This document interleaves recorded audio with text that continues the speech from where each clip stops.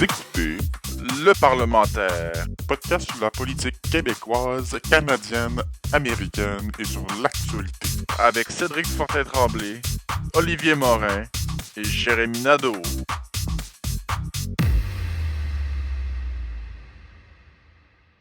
Alors, bonsoir tout le monde et bienvenue au 5e épisode du Parlementaire podcast politique. Mon nom est Olivier Morin, j'espère que vous allez bien. Je vais commencer par vous souhaiter une très bonne année 2021 à tous. Donc, c'est la première fois qu'on se reparle depuis le dernier épisode là, qui date de presque 2 mois. Donc, on a fait une grosse pause là, puisqu'on était quand même assez occupés. Et on revient d'une manière assez, on pourrait qualifier ça de brutale alors qu'il se passe quelque chose présentement aux États-Unis. On est aujourd'hui le mercredi 6 janvier. Et il s'est passé, outre là, la nouvelle annonce du confinement, ici, il y a quelque chose qui s'est passé aux États-Unis après-midi qui est quand même assez gros. Et on s'est dit, et on a décidé d'en faire un épisode spécial, là, vraiment un épisode de dernière minute.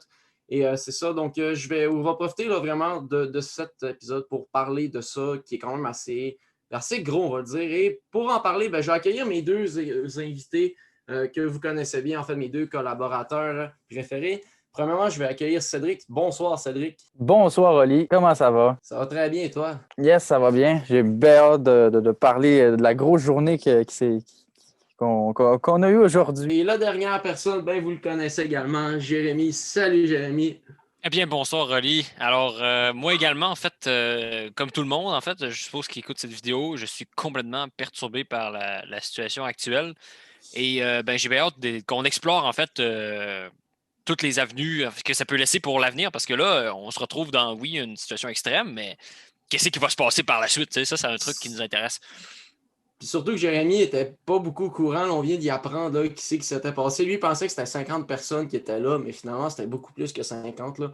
En tout cas, Moi, j'avais vu, ça disait des milliers. ouais, Mais le c'est ça. problème, c'est que c'était pas juste des milliers, c'était comme des dizaines de milliers. Là. Je vais commencer donc tout de suite par vous poser une première question, les gars, vu qu'on y va un peu à l'improviste ce soir, parce que étant donné que c'est une émission spéciale qu'on a décidé de faire puis qu'on n'a pas vraiment préparé de trucs, en fait, on en a préparé un peu en lisant des trucs, mais il faut comprendre que c'est une affaire qui se développe en heure dans heure, parce que là, actuellement, il y a encore des choses qui se développent. On a même appris des trucs avant de commencer l'émission. Donc, les gars, j'aimerais savoir, là, je ne sais pas lequel des deux qui va commencer, mais ça a été quoi votre réaction par rapport à ce qu'on pourrait qualifier de coup d'État raté de la part des partisans de Donald Trump? En fait, avant, je vais juste mettre un peu en contexte là, pour ceux et celles qui auraient peut-être un petit peu pas compris ce qui s'est passé. C'est qu'en fait, Donald Trump, en début d'après-midi, a fait un rassemblement derrière la Maison-Blanche. Et il a dit à ses fans et à ses partisans d'aller brasser un peu là, la police et le Capitole. Et ses fans l'ayant écouté parce qu'ils le considèrent comme un dieu, ils ont réussi à rentrer dans le Capitole et là, s'en est suivi des gros affrontements. Il a fallu que là, il y a l'armée qui s'en est mêlée. Il y a 1100 militaires qui se sont déplacés au Capitole. Il y a également là, Washington présentement qui est en espèce de confinement en raison de ça. Vraiment, là, c'est vraiment un petit peu, on peut dire, le bordel là-bas. C'est Donc, toute une affaire là, quand même. Là. Ouais, donc, c'est ça. Alors, je veux savoir, les gars, désolé d'avoir un petit peu, d'avoir contourné, d'avoir remis quelque chose de plus. Donc, je veux juste savoir, les gars, ça a été quoi votre première réaction en apprenant cette nouvelle-là qui est sortie en début d'après-midi? Honnêtement, Oli, quand j'ai appris ça aujourd'hui, la première chose qui m'est passée par l'esprit, c'est ben non. Fake news, tu sais. Sauf que le truc, c'est qu'effectivement, c'est quelque chose qui s'est avéré très, très vrai. Puis, je me rappelle, c'est même mon coloc qui me dit ça il est sorti de sa chambre, puis là, il arrive, puis il me crie ça, puis je me dis, ben non, t'es pas sérieux, tu sais. Fait que je vais sur Internet, je me renseigne un peu, puis je me suis demandé, tu sais, si j'étais cette personne-là, pourquoi je le ferais, tu sais? Moi, c'est vraiment ça ma première réaction, c'est de me mettre dans la peau, d'essayer de comprendre pourquoi est-ce qu'ils font ça. Comment tu fais pour aimer une personne au point de vouloir renverser ton système démocratique? Puis, tu sais, les actions que tu portes sont vraiment... ils sont remplis de sens. Quand tu t'en vas dans une place, le Capitole, qui sert justement à faire des débats politiques, à élire officiellement des présidents élus démocratiquement, puis tu décides de tasser ça de là, ben c'est que toi, le message que tu envoies à la société, c'est votre démocratie, je m'en fous comme dans l'an 40, tu sais. Ouais. Donc, il y a vraiment, il y a ça, c'est la première réaction que j'ai eue, c'est essayer de me mettre dans leur peau, puis je me dis, ben de un, ces gens-là, ils détestent la démocratie, ou du moins, ils sont pas d'accord de l'accepter. C'est un peu comme des enfants qui disent, ben, tu sais, je vais jouer à ton jeu, mais selon mes règles, tu sais. Ouais, Mais Moi, tu sais, je vois ça un peu comme ça, mais le problème, c'est que ça avait fonctionné jusqu'à maintenant aux États-Unis. Ces deux partis qui sont vraiment, le Parti républicain et le Parti démocrate, ils sont opposés idéologiquement beaucoup, mais en démocratie, tu dois partir du principe que la personne qui est en face de toi est une personne légitime. Puis que, bon, tous les deux, on est d'accord avec le système. Donc, à cause qu'on est d'accord du système, avec le système, ben, il n'y a pas de problème, ça va fonctionner. Mais à partir du moment où un des deux partis dit ben non, je ne suis pas d'accord avec le système, ben là ça laisse des perspectives d'avenir complètement chaotiques. Là. Moi, c'est ça ma réaction. tu sais, c'est drôle, c'est que genre, tu sais, normalement, quand tu vois un coup d'État, parce qu'en fait, c'est considéré comme étant un coup d'État. D'ailleurs, c'est le premier en Amérique du Nord qui a lieu. Puis, tu sais, il y en a, normalement, un coup d'État, quand tu le fais, tu sais, c'est genre pour renverser une dictature. Tu sais, comme exemple, je prends l'exemple de la Roumanie, par exemple. C'est sûr qu'à Cuba, bon, Cuba, ça a été un peu une espèce de dictature communiste qui a été installée. Mais quand tu penses à, mettons, le renversement de l'URSS, le renversement, la réunification de l'Allemagne, c'est tous des trucs, des coups d'État qui ont fonctionné pour renverser des dictatures, tandis que là, ce qu'on veut faire, c'est qu'on dirait que c'est l'inverse.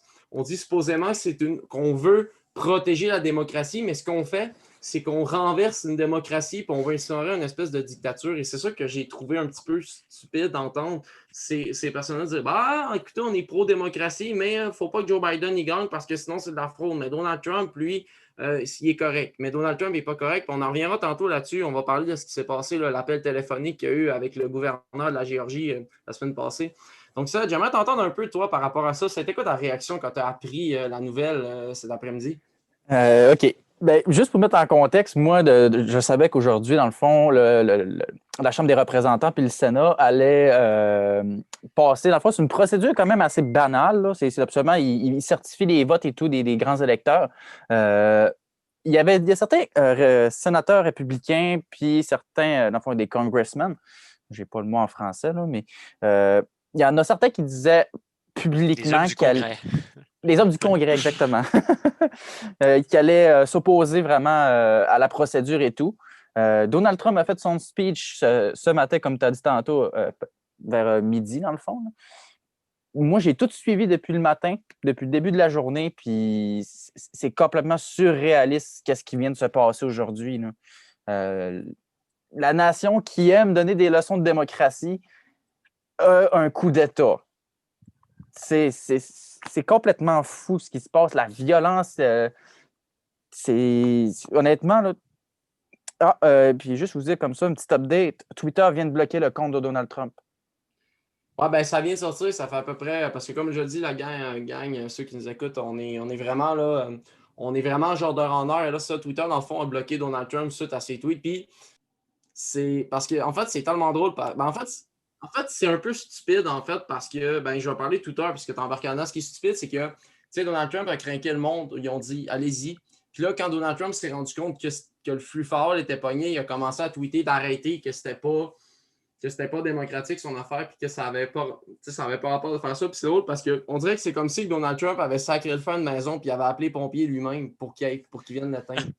Ça revient pas à ça. C'est une très bonne analogie, ça. Ben, c'était quelqu'un qui écrivait ça aujourd'hui sur Twitter, puis j'ai trouvé quand même assez drôle. Fait que je vais la reprendre, là, mais je trouvais ça quand même assez drôle, là, ce truc-là. Mais ça que je trouve stupide, c'est que j'ai l'impression que, en fait, ben, après ça, je vais te laisser finir ça, mais j'ai l'impression vraiment que Donald Trump s'est rendu compte qu'il a fait oh, wow, t'as peu, il y a de quoi qui ne fonctionne pas. Je pense qu'ils ont peut-être trop pris ça au sérieux, mais même si moi, je vais le dire tantôt pourquoi je pense ça, mais je reste quand même persuadé que Donald Trump, c'était un recours qu'il avait pensé lui-même. Ça, je vais te laisser finir, puis après ça. Même le dernier recours, Oli, rendu. Ben, c'est ça que je dis. Si t'es tellement désespéré, t'as passé des coups de fil, il n'y a rien qui marche, t'es allé en cours, ben là, tu dis, dernier Ça recours, fait c'est 2 la mois. violence. Là. Ouais, mais c'est ça. fait Mais 2 mois finis ce que t'as dit, puis je vais. Ouais.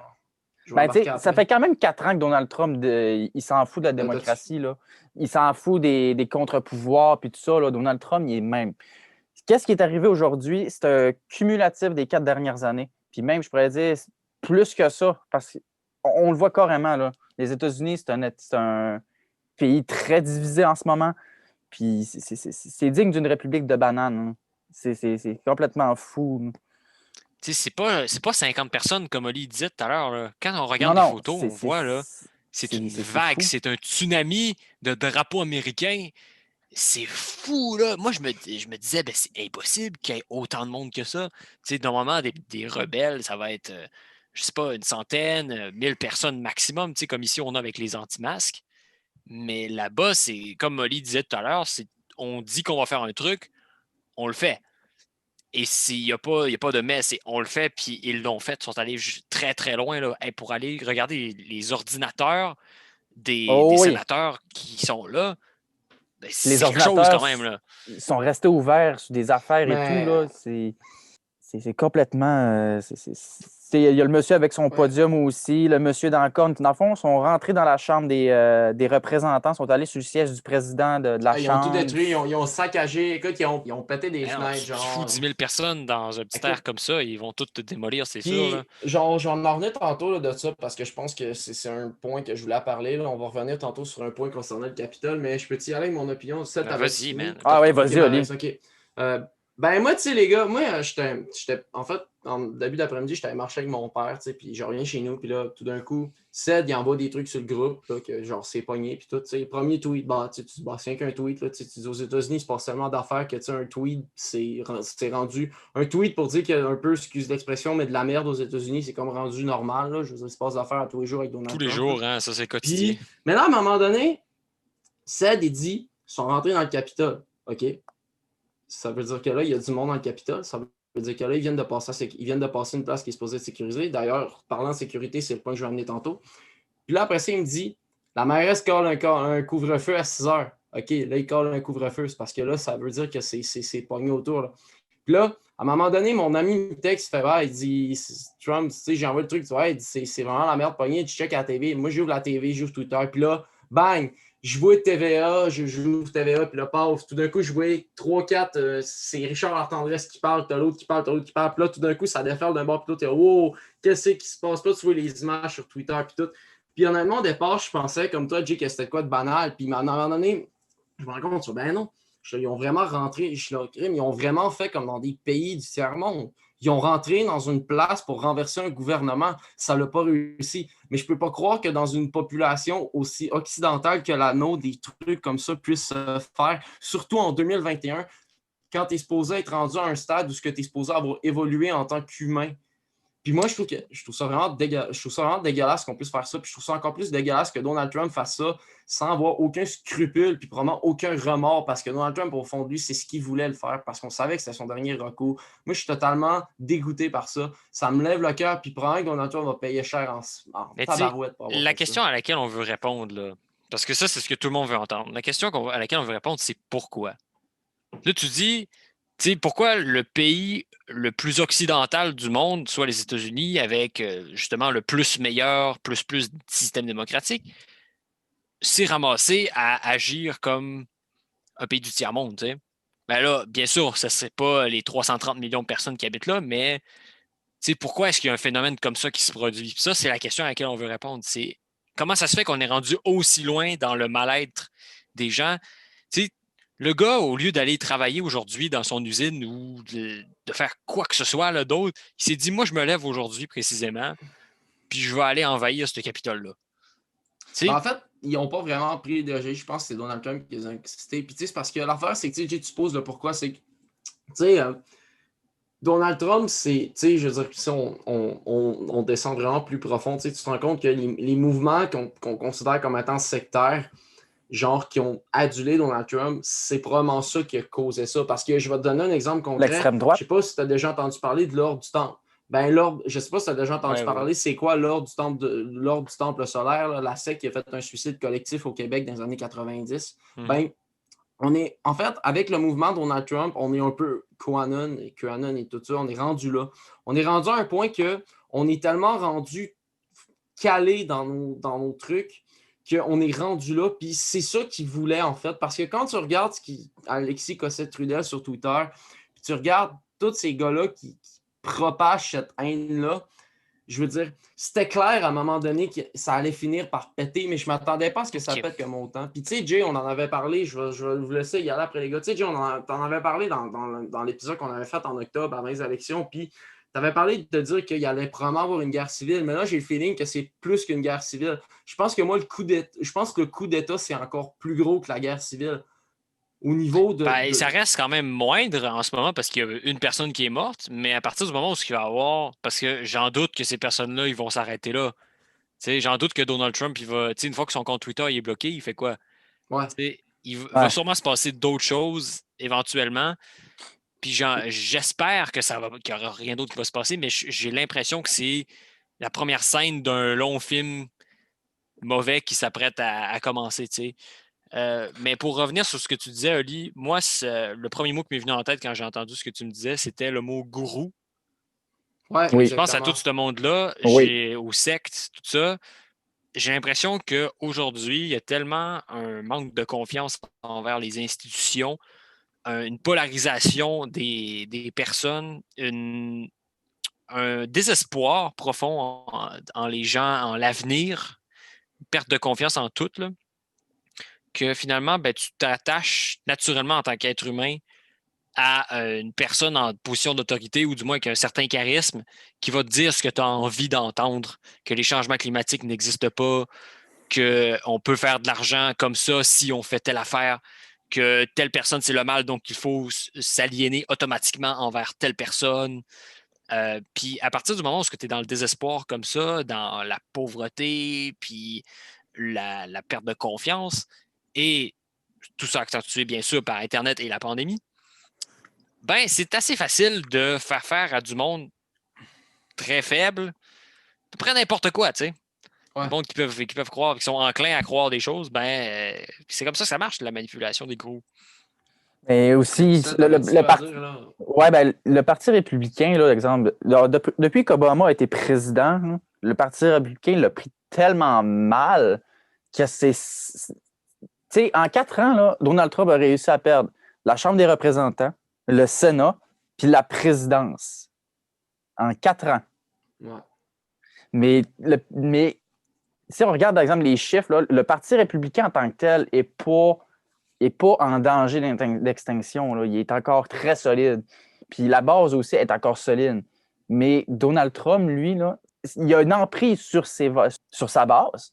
Mais sa base va-t-elle rester loyale au Parti républicain? Après, qu'est-ce qui va se passer dans les prochains jours? Excusez-moi. C'est ça qui va être assez intriguant à voir. Ouais, la division. En fait, c'est ça, il y a un analyste l'autre jour à radio, j'écoutais ça à Radio-Canada, il disait jusqu'à ce mois-ci, j'y croyais jamais. Genre, on m'aurait dit ça, j'aurais trouvé ça une vraie joke. Mais il dit qu'il commence à croire qu'il va peut-être avoir l'émergence d'un troisième parti aux États-Unis à cause de Donald Trump. Une division au sein même du Parti républicain. Ouais, c'est sûr que, ben, t'as raison là-dessus, puis je pense qu'honnêtement, malheureusement, Donald Trump nuit beaucoup au Parti républicain, puis, tu sais, malheureusement, tu regardes Mark Pence, qui, malheureusement, il était pris là-dedans, parce que, tu sais, on sait que Trump a essayé de passer Pence avec lui, puis là, Pence n'a pas voulu, même si, bon, il reconnaît qu'il y a de la fraude, là, lui aussi, puis j'ai l'impression que les gars, pour un peu revenir en fait, à ce qui s'est passé, puis à Donald Trump, là, moi, les gars, vous allez sûrement être dans la même optique, mais je pense qu'on a un Donald Trump qui est juste comme désespéré, puis qui est juste probablement trop faible, puis juste plus capable d'espérer gagner. Puis, comme on disait tantôt en redonde, c'est un dernier recours, je veux dire. Donald Trump a tout essayé, puis le truc qui est sorti dans Washington Post, l'affaire qui a appelé le gouverneur de la Géorgie, c'est le sénateur ou le gouverneur, je me souviens plus trop. Sais-tu le gouverneur? C'est le secrétaire de l'État. Puis il a demandé, je sais pas, JJ, tu as entendu parler de cette histoire-là? Oui. Il a demandé à trouver 10 000 votes, tu sais. Puis il a répondu qu'il ne fallait pas faire ça. Tu sais, c'est que Donald Trump était, tu sais, les défaites dans le coup l'ont pas aidé. Puis il a essayé de passer par les affaires les moins légales. Puis, je veux dire, en Géorgie, ce qu'il a fait, c'est considéré comme un crime. Puis ce qu'il a encouragé de faire aujourd'hui, c'est considéré comme un crime à certains niveaux. Donc là, Donald Trump est en train d'agir en criminel. Puis, je veux dire, c'était quasiment de demander. Pour moi, c'est quasiment un crime contre l'humanité. Puis, je veux dire, on a un Donald Trump, on a une communauté de Trump qui est rendue désespérée à un point d'en être trop violent puis d'avoir disjoncté. Je pense qu'on a pété l'élastique de leur côté.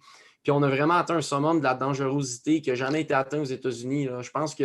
Est-ce que tu vois en perspective plus de violence encore? Ben, tu penses que ça va s'arrêter là puis les autorités vont tout calmer? Je vais être honnête, je pense que Donald Trump, même de un, le 20 janvier, j'ai hâte de voir. Parce que là, avec ce qui vient de se passer là, écoute, on est à 2 semaines du changement. Puis, tu vois en face de Joe Biden après-midi dans son point de presse qui en avait plein son casque. Genre, tu le voyais, là, tu checkais sa face puis tu savais qu'il était tanné. Là. Moi, j'ai hâte de voir comment que la transition va se faire. Puis j'ai hâte de voir comment ça va être quoi l'après Donald Trump. Parce que là, oui, Donald Trump ne sera plus à président, mais Donald Trump, il existe encore. Ça reste un être humain, puis ça reste quelqu'un qui a quand même été influent aux États-Unis. Il va se mettre en prison. C'est sûr qu'il se fait mettre en prison. Ah oui, il s'enligne vers la prison. Ah oui, il s'enligne vers la prison, absolument. Mais même à ça, je veux dire, même s'il va en prison, les gars, son mouvement va exister pareil. Son mouvement s'est dit, tout le monde s'est dit à la sélection, son mouvement, il va crever. Son mouvement, il n'est pas mort encore. Trump a beaucoup d'influence, puis c'est rendu dangereux, puis c'est mondial. Je veux dire, présentement, là, on parle, là, il y a de l'insécurité. Mais moi, j'ai peur pour ici. Là, je veux dire, les gens qui sont fans de Trump, ici, l'extrême droite, présentement, là, ça, c'est une affaire de plus pour les aider à comme juste propager leur haine. Puis ça devient dangereux. C'est vraiment, je pense que ça devient une question de survie et de sécurité. Là. Fait que tu dis, dans le fond, avec les images qui sont projetées là, ça fait un appel, puisque c'est diffusé sur tous les médias et Internet, ça fait un appel à toutes les personnes qui sont comme les pro-Trump, mais à l'extérieur des frontières. Qui sont des pro-Trump à l'extérieur. De suivre un peu le mouvement, c'est ça que tu veux dire?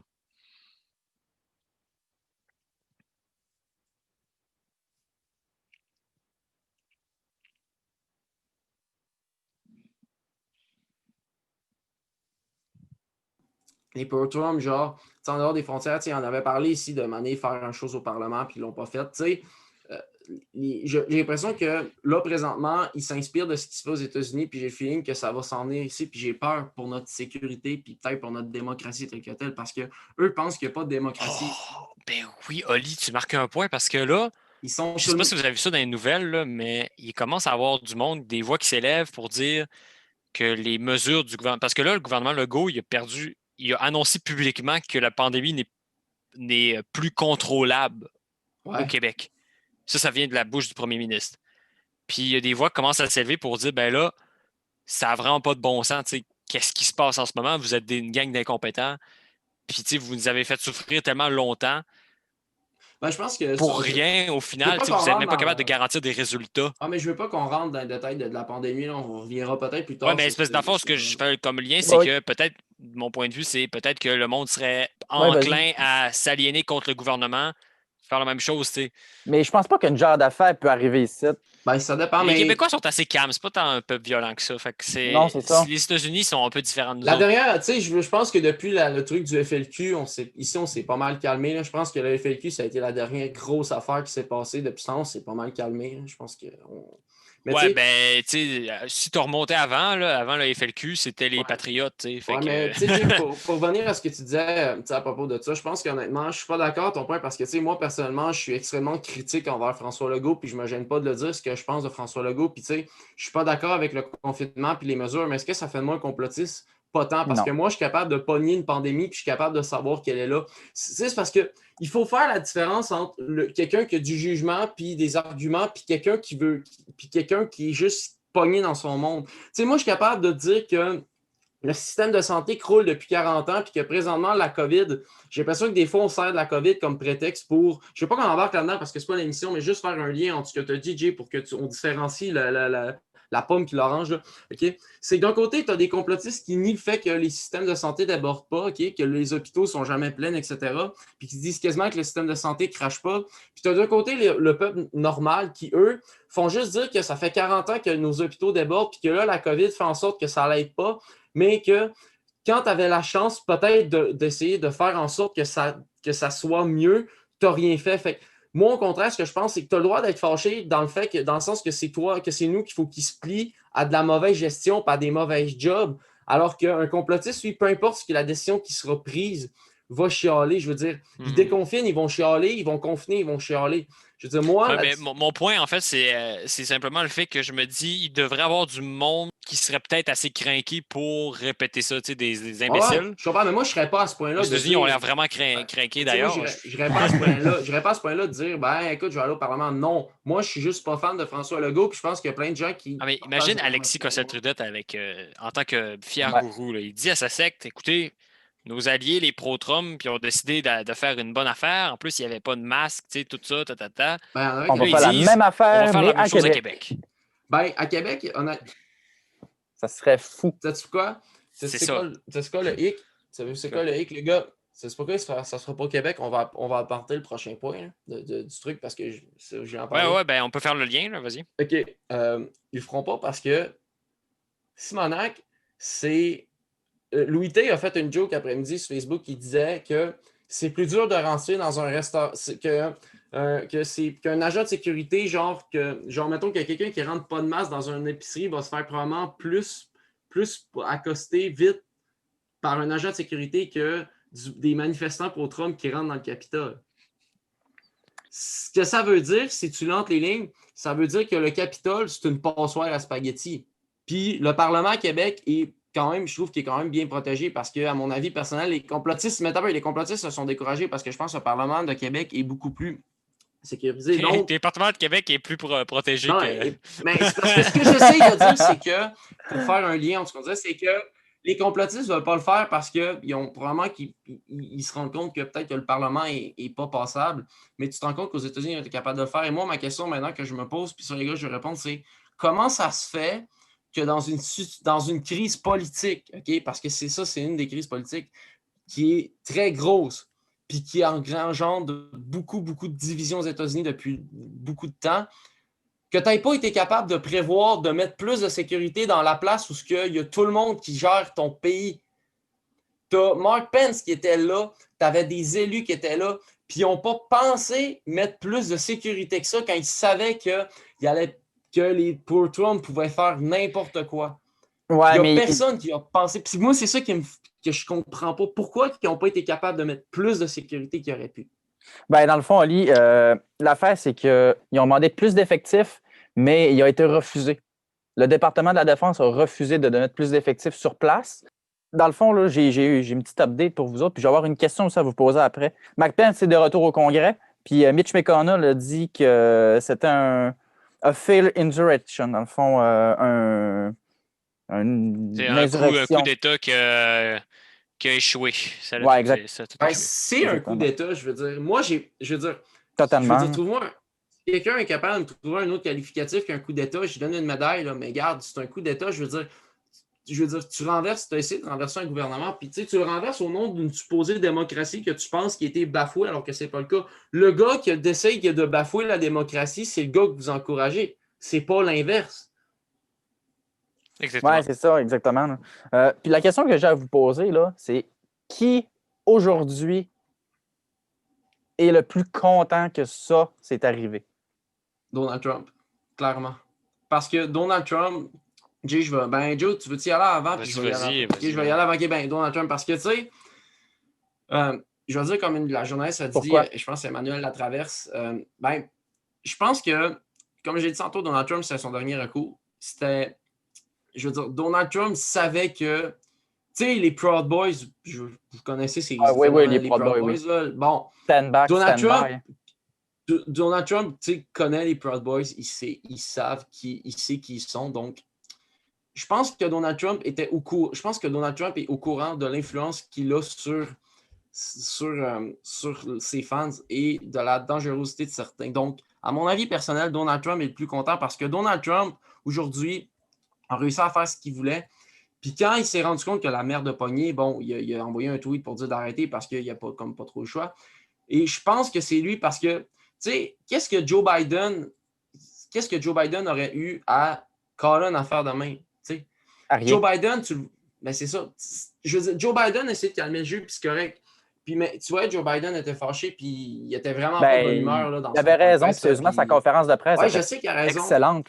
Puis, tu sais, c'est parce que je pense qu'honnêtement, Donald Trump est satisfait parce que Trump s'est fait bon. Enfin, je suis capable de brasser. Puis, tu sais, c'est une preuve que même en ce moment, tu es à 2 semaines de la transition, puis tu as encore un Donald Trump qui. Je veux dire, le crime, il vient de se passer ça à 2 semaines. Puis Trump aurait pu le faire avant. Donc, moi, je pense que Donald Trump, clairement, a remporté ça parce que c'était sa dernière option, puis il a réussi à le faire.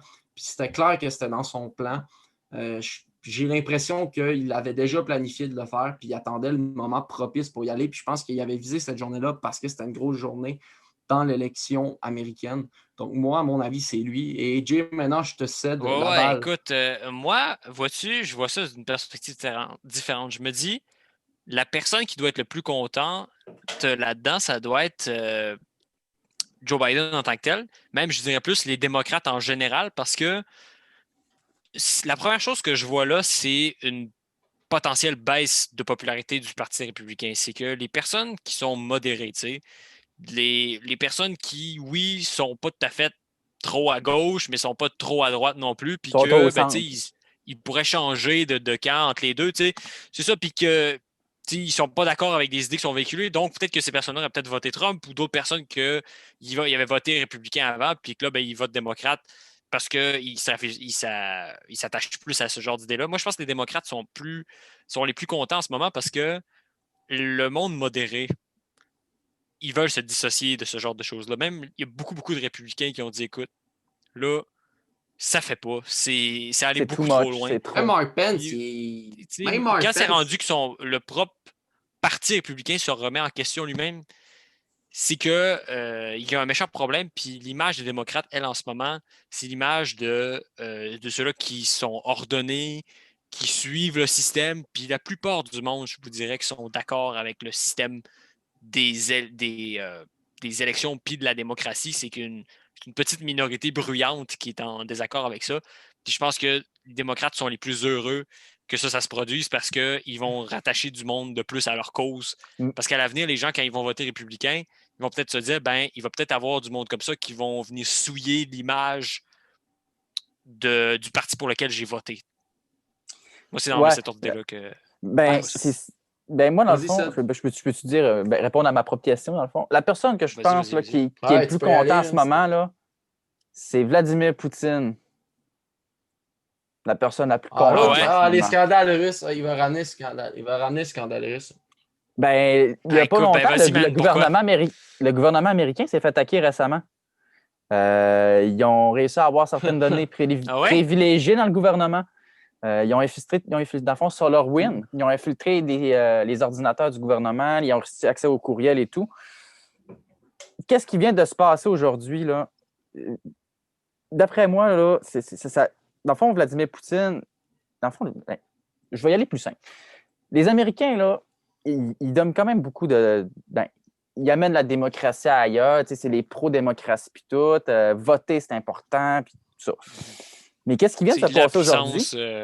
Oui, la puissance. Ouais. Exactement. Mais qu'est-ce qui vient de se passer aujourd'hui, là, c'est que ça a prouvé à travers le monde là, que des choses qui arrivent dans des républiques de bananes ou que des élections ne sont pas vraiment certifiées, que c'est pas. Dans le fond, là, moi, comment je le vois, là, c'est qu'est-ce qui est arrivé en Amérique, là? C'est qu'est-ce qui arrive en Russie, en Chine, à chaque élection aussi En là, de leur Afrique, côté. C'est ça, en exactement. Europe de l'Est. Fait que moi, d'après moi, là, je pense que ça va marquer vraiment l'imaginaire collectif.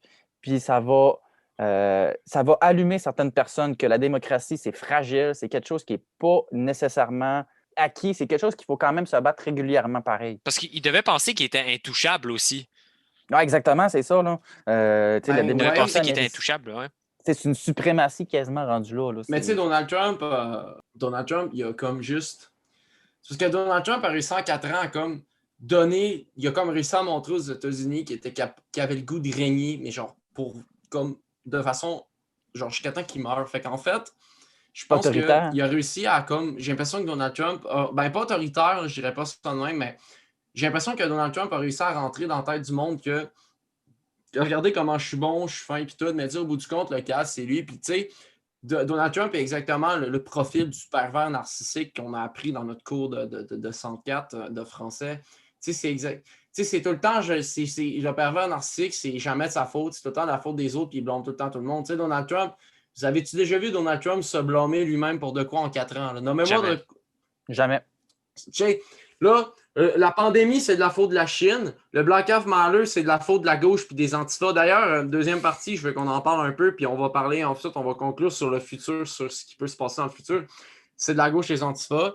Après ça, l'autre affaire, c'est de la faute de l'autre. Après ça, l'autre, c'est probablement de la faute des Tim Hortons. L'autre, c'est de la faute à Trudeau. Tu sais, il y a tout le temps une raison, genre, de Donald Trump. Trump a tout le temps une raison pour expliquer pourquoi son truc, c'est un fiasco, genre. Puis tu sais, là, Trump est pogné dans plein de crises. Il a été pogné dans plein de crises, puis il a juste jamais réglé ses crises. Il s'est assis, puis il a fait on va rien faire, puis on va juste. Tu sais, tout ce qu'il a fait, c'est qu'il a dit. Il s'est même fait impeach. Ouais, puis durant les débats, il chialait, il n'allait pas dire Joe Biden, là, si t'es là, tu vas faire ci, moi je vais faire ça, moi je suis le meilleur, toi Joe Biden, t'es pas bon, non. Tu sais, il fait tout le temps ça, puis c'est ça que je trouve dégueulasse. Il reste quelques secondes, les amis, alors Ouais. on peut changer. Vous écoutez le parlementaire. Deuxième partie.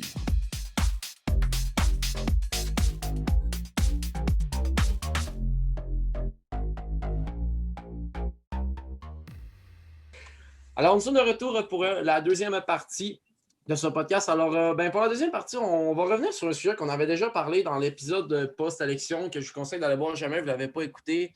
On avait fait un petit épisode là, avant les élections concernant en fait les résultats et tout. Puis, on avait parlé un peu du phénomène la gauche versus la droite aux États-Unis. Et là, étant donné qu'on a été un peu exposé à ce que l'extrême droite est capable de faire, on s'est dit que c'est une bonne idée de ramener un peu de remettre un peu encore en lumière cette espèce de mentalité de droite et de la gauche aux États-Unis. Et je vais laisser Jérémy commencer là-dessus parce que je sais que Jérémy est extrêmement fort pour décortiquer ce genre de truc-là. Donc, je laisse la parole à Jay qui peut commencer par ça, moi et Ced, on enrichira par la suite. Donc, Jay, je te laisse la parole là-dessus. Qu'est-ce que tu penses de ça? Vas-y, Jay. Oui, en fait... vois-tu, moi, quand je vois cet événement-là, comme on peut arriver à ce constat-là commun du fait que c'est un événement très, très marquant. On va s'en rappeler, tu sais. Oui. C'est sûr que dans l'histoire, on va se rappeler de cette date-ci, le 6 janvier 2021. Je pense que, comme on dit tout à l'heure, dans une perspective d'avenir direct, dans l'optique où on avait déjà prédit à la base dans notre autre épisode qu'il y allait avoir un semblant de conflit entre des idéologies qui sont vraiment en train de vivre littéralement dans des univers parallèles, bombardés d'informations tous les jours qui les confirment, eux, dans leur confort qu'ils sont via l'Internet. Bien, moi, ce que je vois dans une perspective immédiate, c'est qu'il va peut-être avoir une riposte de la gauche. Tu penses, t'es sûr? Même que j'ai l'impression, s'il n'y a pas une riposte immédiate de la gauche, je pense qu'il va y avoir potentiellement une deuxième scène, parce que moi, je vois ça comme la première scène d'un film, comme je vous l'ai dit tout à l'heure, une deuxième scène où ces personnes-là décident de faire plus. Peut-être cette deuxième scène-là, moi, si je vais faire une prédiction, je la donnerais autour du 20 janvier. Où est-ce que Trump, finalement, va devoir dire je concède l'échec? Moi, je vois quelque chose qui se trame. Je vois ça. Je vois ça dans ce coin-là. Je pense pas non plus. Et nécessairement, s'il n'y a pas un riposte immédiat là de la gauche, si la deuxième attaque, entre guillemets, se fait à cette date-là, il va y avoir une riposte. C'est sûr qu'il va y avoir une riposte. Mais ça ne sera pas commandé par Joe Biden.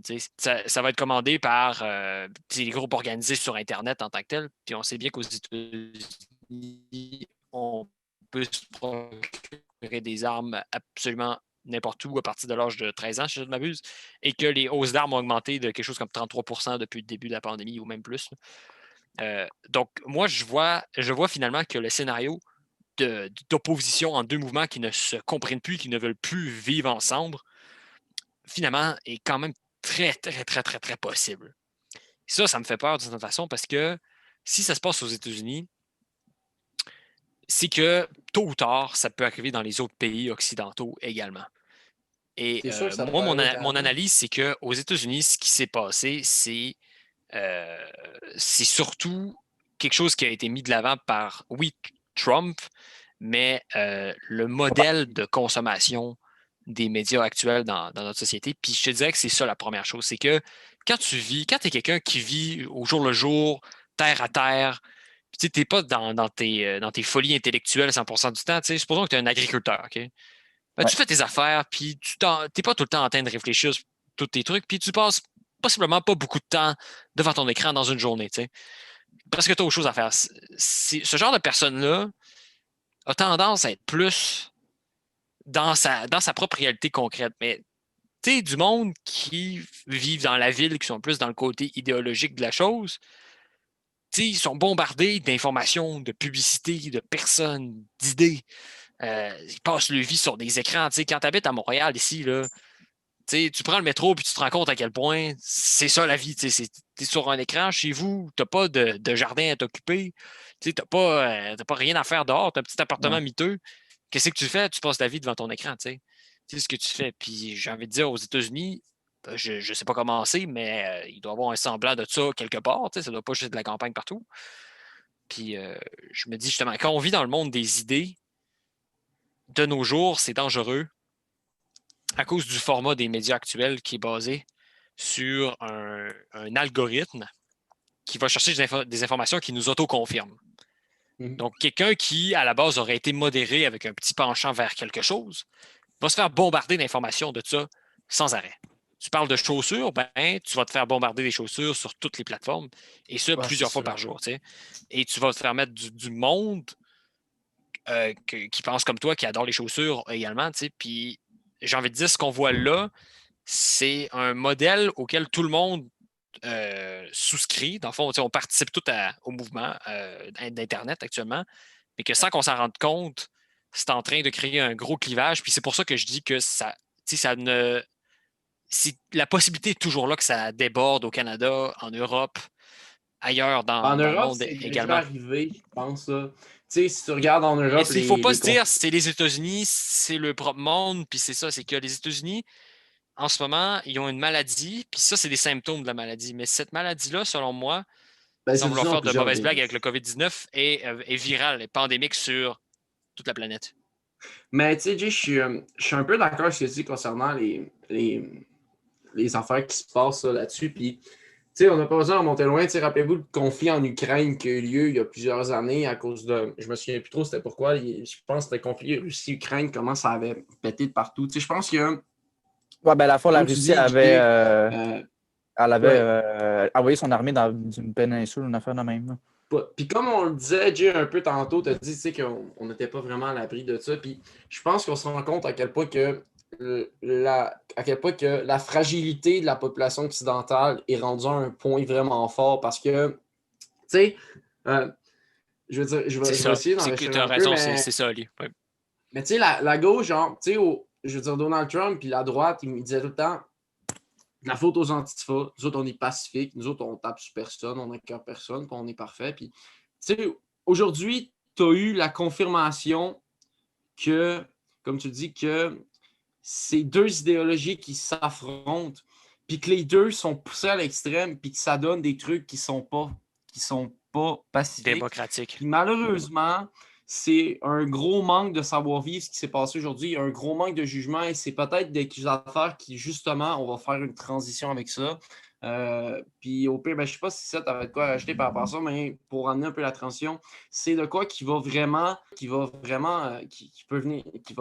nuire au futur des États-Unis et au futur des générations. C'est tout. C'est juste ça. Moi, je vois ça comme que présentement, on a eu la confirmation qu'aux États-Unis, que la gauche et la droite sont en guerre. Comme Jay t'en avais parlé dans le dernier épisode qu'on avait fait là-dessus. La droite et la gauche sont en guerre. C'est juste qu'ils sont en guerre, mais en faisant leur propre truc de leur bord, sans s'affronter. Peut-être que les affrontements vont avoir lieu à un moment donné, mais pour l'instant, la droite et la gauche aux États-Unis font les affaires chacun de leur bord, puis c'est on pète dans notre bord, vous pétez du vôtre, puis on ne s'écœure pas. C'est de même que ça marche en ce moment. Je vais te dire un truc, OK? En tant que nous-mêmes, OK? On s'entend que le dernier gros conflit armé qu'il y a eu, la vraiment chose la plus tragique qui s'est passée, c'était la Deuxième Guerre mondiale il y a à peu près au-dessus de 75 ans. Ouais. Et que le monde qui sont encore en vie aujourd'hui, qui ont vécu ça, OK, puis qui ça a eu des impacts considérables dans leur vie, il y en a plus tant que ça, tu sais, qui sont habitués à vivre dans cette optique-là, tu sais, du chaos, puis de ce que c'est le conflit, puis la misère. Et j'ai l'impression qu'on a oublié, en tant qu'Occidentaux, le fait que ça n'arrive pas juste au pays du tiers-monde. Puis que tranquillement, on va devoir se rendre compte qu'on peut nous-mêmes chuter de ce côté-là, puis que la paix ne sera pas infinie. La paix qu'on connaît là, depuis toutes ces années, la pleine croissance économique, le plein achat, le plein emploi, tout ce qui va très, très bien, aucune maladie sur toute la planète qui fait des ravages comme ça se peut pas. En tout cas, je parle, on va dire dans les pays occidentaux, là. On se rend compte petit à petit qu'on n'est pas les intouchables qu'on pensait qu'on était. On n'est pas les super dieux de la planète qui sont les plus meilleurs. Puis il y a ça qu'il faut prendre en considération pour l'avenir. Donald Trump vient d'être. La presse vient de publier un truc. Donald Trump, dans le fond, il est mis en accusation par la presse internationale, genre à propos de ça, genre de ce qui s'est passé. Puis juste avant que Seth t'enrichisse, Ouais. Jay, j'ai une question pour toi. On en avait parlé un peu. Est-ce que tu penses, Jay, est-ce que tu. Puis genre après ça, on va laisser la parole à Seth. Jay, est-ce que tu que je penses pose ma question ce qui est avant, arrivé ou- aujourd'hui, c'est un. Ouais, ben vas-y avant ça, puis après ça, donne un peu ton opinion si tu veux là-dessus, puis après ça, Ouais. pose la question. Puis moi, j'ai une question pour Jay après parce que je viens d'avoir un bac que Jay avait parlé dans l'épisode, puis je veux qu'on en reparle. Seth, vas-y, puis après ça, je vais y aller envers Jay. Qu'est-ce qui est arrivé aujourd'hui, là? Moi, je pense que ça va être. Parce que j'ai vu quand même beaucoup de républicains en train de parler contre Donald Trump et tout, là. Moi, je pense que d'après moi, ça va. C'est clair. Ça va peut-être faire comprendre des gens. Ça va faire comprendre les gens que rien n'est acquis là-dessus. Moi c'est ce que je pense personnellement. Mais, C'est que les gens vont- mais tu sais, Seth, c'est depuis. Tu sais, je veux dire, c'est depuis des mois que le Parti républicain est rendu compte de Donald Trump. Je veux dire, ça date pas d'hier. Mais aujourd'hui, on a juste confirmé à quel point Donald Trump est cave. Puis c'est tout. Je veux dire, Non. Les c'est derniers juste mis mois, le Parti il républicain y a- encore plus il y a à certes- dos. Puis il y a genre, certains républicains qui ont parlé, mais les principaux, exemple Mitch McConnell, Mike Pence, vraiment les plus influents du Parti républicain, là, ils ont parlé contre Donald Trump. Puis moi, je pense que ouais, d'après Pence a tiré sa plug il n'y a pas longtemps. Donc, Oh oui. Moi, je pense que si les médias ne changent pas leur format actuel, parce que, tu sais, dans une démocratie, là, d'exemple, dans deux partis, il faut qu'on ait quand même la même base de faits pour pouvoir débattre d'un sujet. C'est ça qu'aux États-Unis, en ce moment, tu sais, exemple, la gauche Absolument. avec CNN, Fox News, il faut dire la vérité, il faut dire ce que Ouais. les choses sont, genre. qui ne se passaient pas aux États-Unis, mais j'espère que ce qui se passe aujourd'hui, ça va les faire allumer, qu'il y a quelque chose qui ne fonctionne pas dans leur système. Donc, maintenant, Jay, Jay, cette question-là, je pense que tu vas aimer la question que je vais poser. Jay, est-ce que ce qui s'est passé aujourd'hui n'est pas un signe du déclin de l'Occident actuel? Ça, je vais te poser cette question parce que tu en as tellement parlé du déclin de l'Occident, puis on en a tellement parlé de ça que je voulais savoir, est-ce que tu penses que c'est peut-être pas le début d'une espèce de déclin de l'Occident et de la mentalité occidentale qu'on a présentement? Premièrement, Est-ce que tu penses que définissons l'Occident, la mentalité occidentale. Je pense que si... Ah non, t'as peu. J'ai un cil dans l'œil, man. C'est pas grave. Prends ton temps. non. T'as peu, man, j'ai un cil dans l'œil, c'est pas long, OK? Bloopers. Ouais. Pose ma question, tu te fies à Jay, j'ai une chose dans l'œil. Je peux pas. OK. C'est bon, je suis là. On coupera C'est sur le bon. montage.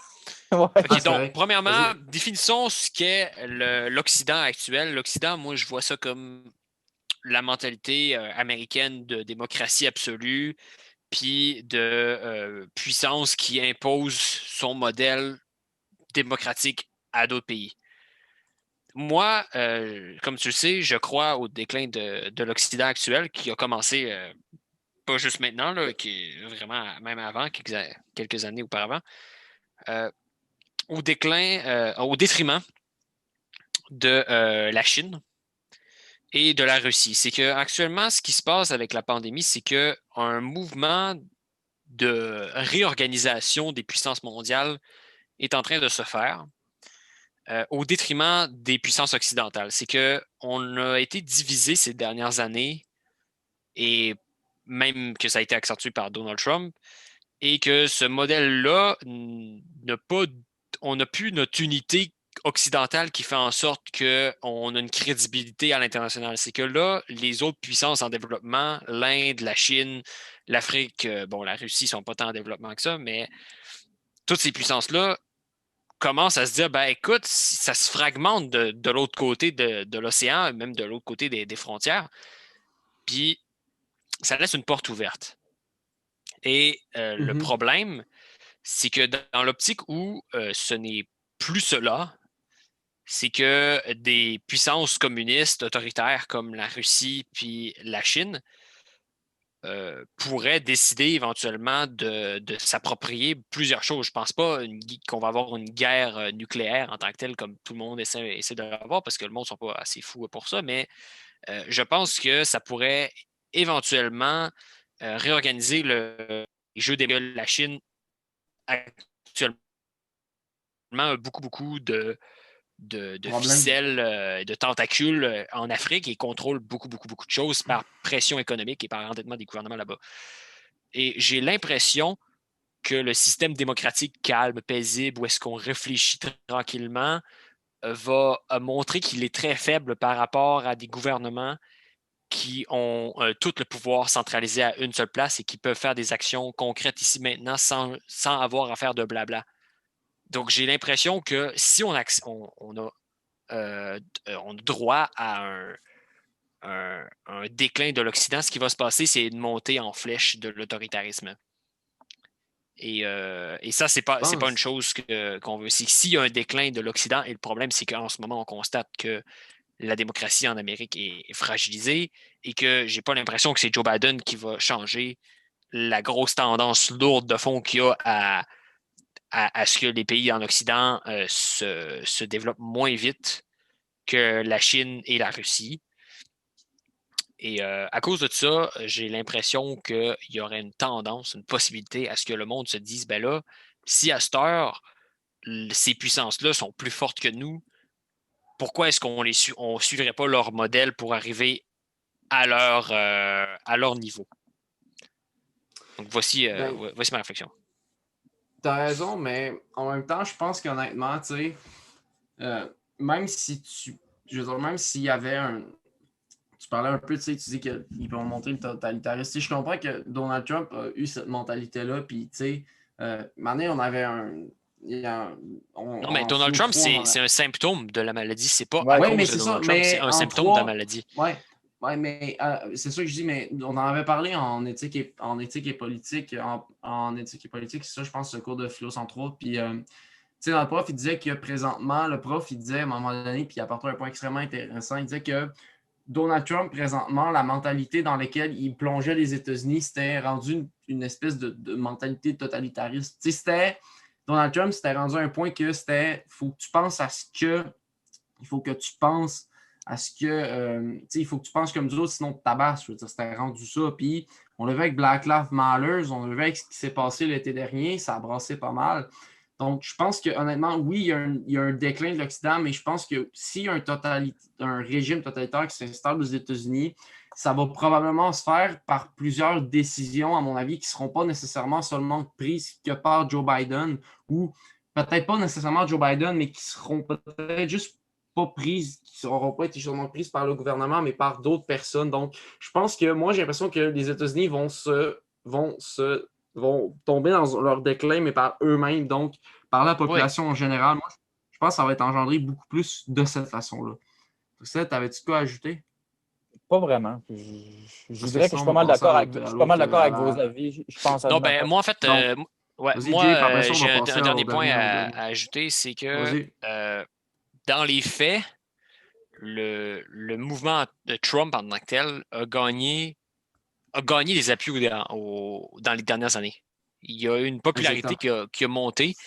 Puis ce qui m'effraie, en fait, puis ce qui me confirme un peu dans ce que je dis, c'est que il y a une tendance lourde de fond à ce que les gens, par le modèle médiatique actuel, se déconnectent des politiciens mentalement, émotionnellement et intellectuellement.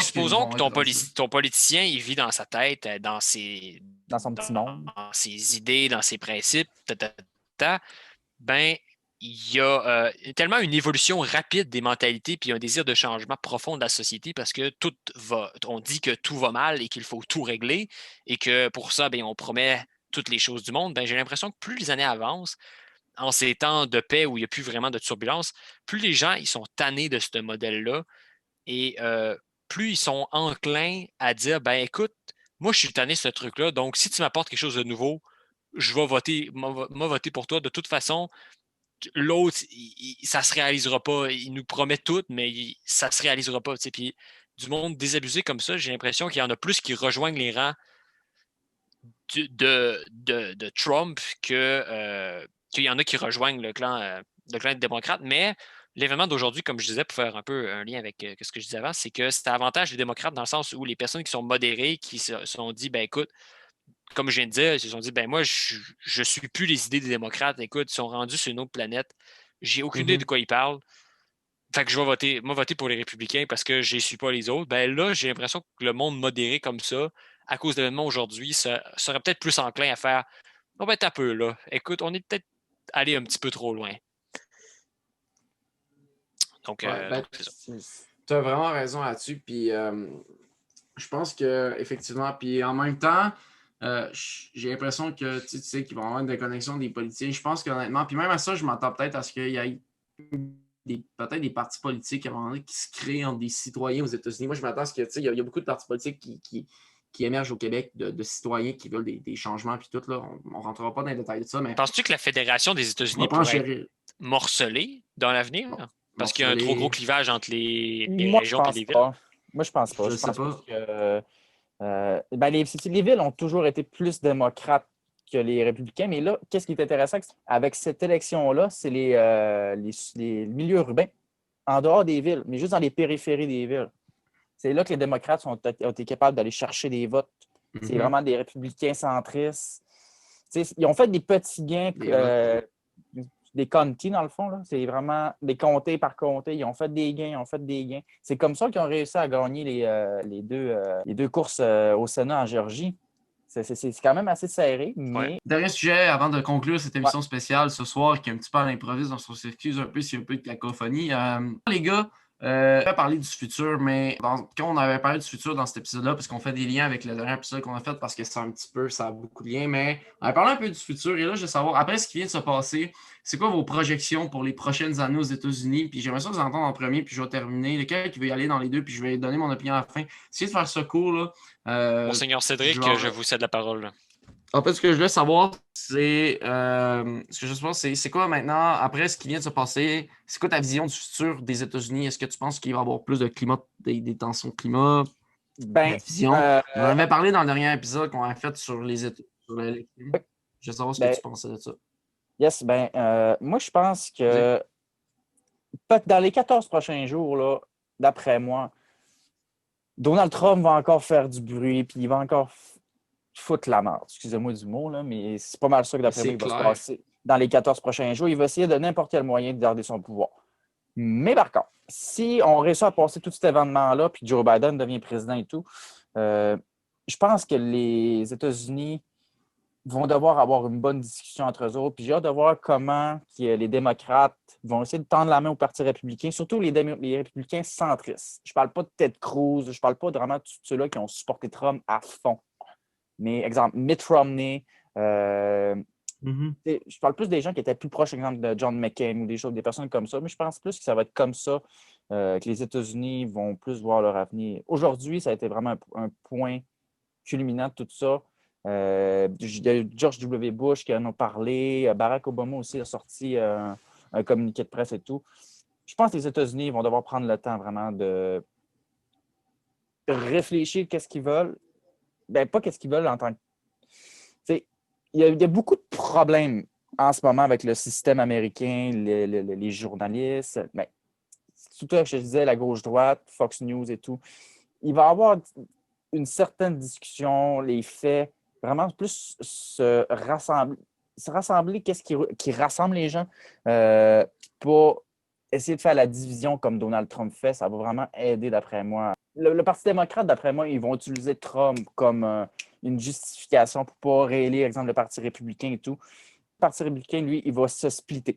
Il va avoir un côté plus pro-Trump, dans le fond, plus d'extrême droite, puis un côté vraiment avec les centristes. Mais les centristes, si, exemple, le Parti, exemple, se divise. On va se faire un petit scénario, là. Le Parti républicain se divise. Le Parti démocrate, lui, là, il va vraiment ramasser des gains. Puis là, c'est sûr que le Parti républicain a pu. de chance de revenir au pouvoir, sauf s'ils utilisent des candidats centristes. Mais moi, honnêtement, personnellement, ce que j'espère, c'est vraiment que les États-Unis puissent tendre la main à l'adversaire et dire, regarde, ça, c'est les faits, ça, c'est ce qui se passe. On va travailler ensemble pour aider les gens. Puis surtout avec cette pandémie-là, que Donald Trump n'a rien fait. Il y a beaucoup de choses qui vont se passer aux États-Unis dans les prochaines années. J'ai vraiment hâte de voir. Donc, Jay, vas-y. En comparaison avec toi, Ced, je te dirais que je suis un petit peu plus intransigeant. Moi, je vais m'en tenir à dire que je maintiens ma prédiction que tôt ou tard, dans les prochaines semaines ou les prochains mois, voire peut-être même en 2022, il va y avoir des conflits armés. Il va y avoir des gens qui vont subir ces tensions-là parce que là où toi, dans ta réflexion, tu dis qu'il faudrait qu'ils trouvent quelque chose qui nous rassemble, ce que Joe Biden devrait faire, éventuellement, selon moi. Ouais. J'ai l'impression que c'est quasiment utopique. Genre, à ce stade-ci, c'est quasiment utopique parce qu'il y a des mentalités des deux côtés que même qui vont essayer de dénoncer même les personnes qui se veulent rassembleuses. Le monde qui vont dire, tout le monde compte. Il y a du monde qui vont dire ça compte pas. Ça, c'est de la merde, tu sais. Puis, même à travers le désir de vouloir rassembler les gens, on va trouver une raison de s'aliéner à ça. Je me dis, quand tu es rendu à vouloir péter la gueule même au médiateur qu'il y a entre les deux camps, c'est qu'il n'y a plus vraiment de... Moi, je suis désespéré là-dessus. Je suis vraiment intransigeant. Puis, écoute, je regarde encore ma montre actuellement, puis je me dis, ça s'en vient. J'ai mon opinion. Puis d'ailleurs, les gars, j'ai vu une affaire qui vient de passer, que Donald Trump voudrait s'envoler pour l'Écosse, la veille de l'inauguration de Joe Biden. Donc, est-ce que Donald Trump avait prévu de faire un coup d'État puis de sacrer son gang dans un autre pays après? Ça reste à voir, on verra. Mais moi, personnellement, ce que je pense qu'il va y avoir des trucs. C'est sûr que, premièrement, ce qui vient de se passer aujourd'hui, c'est pas le premier truc qui va avoir lieu. Moi, je peux voir qu'il va en avoir d'autres. Par contre, est-ce que ça va être Donald Trump qui va les causer? Je ne crois pas. Je pense que les gens vont être capables de se rebeller par eux-mêmes et je pense qu'ils vont essayer de trouver une raison à tout ça. Ils vont encore continuer à parler de la fameuse fraude. Et je pense qu'honnêtement, avec tout ce qui s'est passé dans les derniers mois aux États-Unis puis dans la dernière année, dans le bilan 2020 des États-Unis qui n'est pas rose-rose, on va se dire, à part peut-être l'élection de Joe Biden qui peut peut-être être une délivrance pour certains, je crois fermement que c'est probablement ce qui vient de se passer aujourd'hui, c'est probablement le nouveau chapitre de l'histoire des États-Unis qui vient de s'ouvrir. Et j'ai l'impression, Jay, je me penche vers toi maintenant, j'ai l'impression que les prochains mois et la prochaine année aux États-Unis ne sera pas facile. Puis les Américains vont en manger solide. Puis j'ai l'impression que ça va causer beaucoup de problèmes. Et ça va vraiment engendrer encore de la division, malheureusement. Oui, Joe Biden peut amener une certaine stabilité dans le pays à certains endroits, mais je ne pense pas honnêtement que, comparativement à ce que je pensais en novembre, que Joe Biden va être capable de ramener l'ordre aux États-Unis au complet. Je pense que le vent de changement va être là, mais il ne sera pas là partout. Je pense que ça va être sûrement dans certaines places que ça va le faire parce que malheureusement, avec ce qui s'est passé aujourd'hui, c'est la preuve que Donald Trump a encore beaucoup d'influence, malgré le fait que Joe Biden est à 2 semaines de faire son investiture et de rentrer à la Maison-Blanche. Donc moi, je pense que les États-Unis vont avoir beaucoup de difficultés dans les prochains mois, dans les prochaines années, parce que je pense que c'est ce qui malheureusement, comme on dit en bon français, on est rendu là. On a couru après, puis je pense que, regarde, on n'aura pas le choix. On a pris la décision d'élire Donald Trump. Je pense qu'il faut payer 4 ans plus tard, malheureusement, des conséquences de ce qui s'est passé avec Trump. Et on en a une preuve formelle aujourd'hui que les États-Unis rentrent dans un nouveau cycle et qui sera très difficile. Sur ça, c'est ce qui conclut ce 5e épisode spécial. Du parlementaire première de 2021. J'espère que vous avez apprécié encore une fois cet épisode-là. Les gars, je voulais vous remercier encore une fois ce soir d'avoir été là dans un contexte qui est complètement dernière minute parce que, comme on vous a dit, on n'a vraiment pas pris le temps de préparer le vidéo, ou presque, on va être honnête. On a décidé de le tourner là parce qu'on s'est dit que c'était trop gros pour passer à côté de ça puis le tourner dans genre une semaine. Fait que Merci un peu. Fait qu'on voulait juste un petit peu là, que vous soyez compréhensifs là-dessus. Ça se peut qu'aujourd'hui, on a eu un petit peu plus de difficultés parce qu'on n'avait pas tant de préparation de fait. Mais inquiétez-vous pas, on va arriver prêt la prochaine fois. Et sur ça, je vous souhaite encore une bonne année 2021 et je vous dis ciao, bye et à la prochaine. Salut! À la prochaine, les amis. Prenez soin de vous. Au revoir.